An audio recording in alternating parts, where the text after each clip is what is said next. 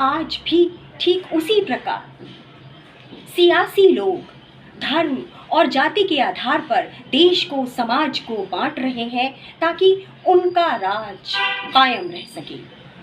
नेताजी सुभाष चंद्र बोस ने कहा था, गुलामी से बचने के लिए तुम मुझे खून दो, मैं तुम्हें आज़ादी दूंगा।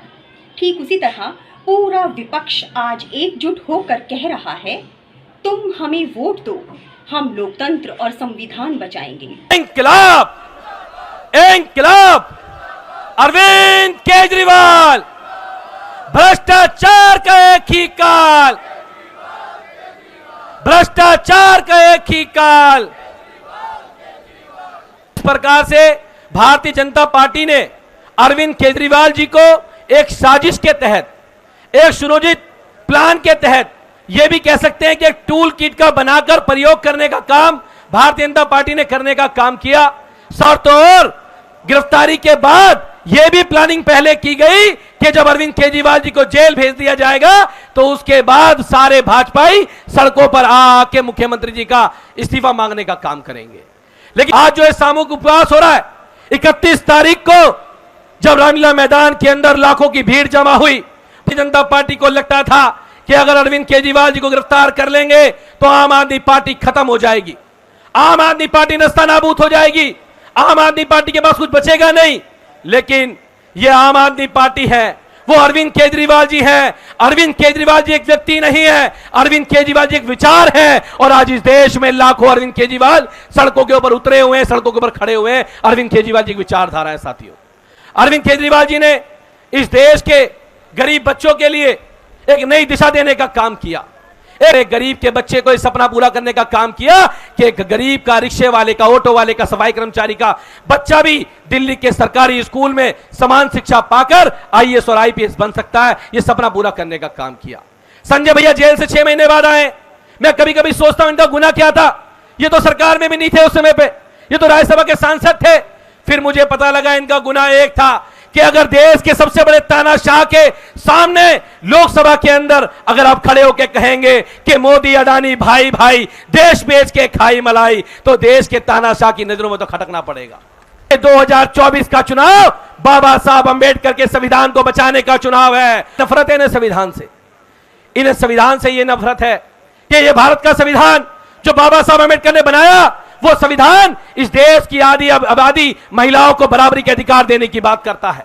इस देश की पिछड़ी धारा में छूट चुके दलित पिछड़े लोगों को समानता का अधिकार देने की बात करता है वो। और हम कह के जाते हैं यहां पर, अगर बाबा साहब अंबेडकर के संविधान पे आंच आएगी तो अपनी गर्दन भी कटानी पड़ेगी, तो संविधान पे आंच नहीं आने देंगे। ये बात कह के जाते हैं। आज न्यू कॉलोनी के स्कूल में एनुअल फंक्शन था। वहां पे टीचर ने बताया मुझे कि सर हमारे 12 बच्चों ने नीट का एग्जाम क्वालिफाई किया है और इनमें से किसी के पापा ऑटो चलाते हैं, किसी का रिक्शा चलाते हैं। आप सोचिए, सरकारी स्कूल में पढ़ने वाले ऑटो रिक्शे वालों के बच्चे आज डॉक्टर इंजीनियर बन रहे हैं। ये सपना किसने पूरा करने का काम किया। और मुझे बाबा साहब अम्बेडकर की एक बात याद आती है। बाबा साहब अम्बेडकर जब पार्लियामेंट से बाहर निकल रहे थे, जब उन्होंने महिलाओं को, पिछड़ों को, गरीबों को वोट का अधिकार दिया, तो बाबा साहब अम्बेडकर बाहर निकले। उनसे पूछा कि बाबा साहब अम्बेडकर आप इतने खुश क्यों? तो उन्होंने कहा कि आज मैंने रानी के पेट का ऑपरेशन कर दिया है और आज के बाद रानी के पेट से राजा पैदा नहीं होगा, जनता के वोट से राजा पैदा होगा, जनता के वोट से राजा पैदा होगा। यह अधिकार मोदी जी को चुभता है। वो इलेक्टेड लोगों के ऊपर सिलेक्टेड लोगों को बैठाना चाहते हैं। वो चाहते हैं कि इलेक्टेड सरकार को उखाड़ के एक लेफ्टिनेंट गवर्नर के माध्यम से, एक वायसराय के माध्यम से सरकार को चलाना चाहते हैं। हम तो कहते थे कि 2029 में अरविंद केजरीवाल जी देश के बड़े नेता होंगे।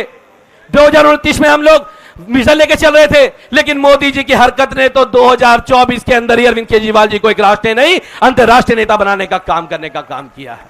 और मैं आज ये मन से कह के जा रहा हूं कि इस देश के प्रधानमंत्री एक दिन अरविंद केजरीवाल बनेंगे। ये बात कह के जा रहा हूं। और ईडी और सीबीआई वालों से कहना चाहता हूं, भाई आप संवैधानिक संस्थाएं हैं, इतने तानाशाही के उसमें मत दबो, इतनी चापलूसी मत करो। तुमने भी इस संविधान की कसमें खाई हैं। कम से कम उनको सोचो, अपने बच्चों को कल क्या मुंह दिखाओगे। तुम्हारे बच्चे पूछेंगे कि जब देश बर्बाद हो रहा था, देश लुट रहा था, देश अडानी जैसे लोगों के हाथ में बिक रहा था, उस समय पर ईडी और सीबीआई विपक्ष के नेताओं के यहां रेड मारने का काम कर रही थी, उनको जेल में डालने का काम कर रही थी। हम तो गरीब बेटे बेटियां हैं। मैं तो एक सफाई कर्मचारी का बेटा हूं, पूर्वी दिल्ली की सीट पर चुनाव लड़ रहा हूं, जनरल सीट है।